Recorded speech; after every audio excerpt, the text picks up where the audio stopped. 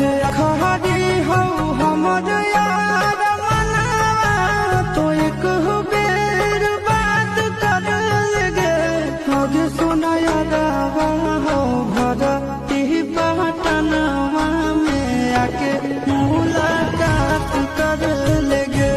लगे सुना यादवा हो भरती पटनवा में आके मुलाकात कर लगे आगे चली जाइबा छोड़ी के दुनिया विदाई अपने हाथ कर लगे आगे सुना यादवा हो भरती पटनवा में आके मुलाकात कर लगे आगे सुना यादवा हो भरती पटनवा में आके मुलाकात कर लगे आके मुलाकात कर लगे आगे सुना यादवा हो भरती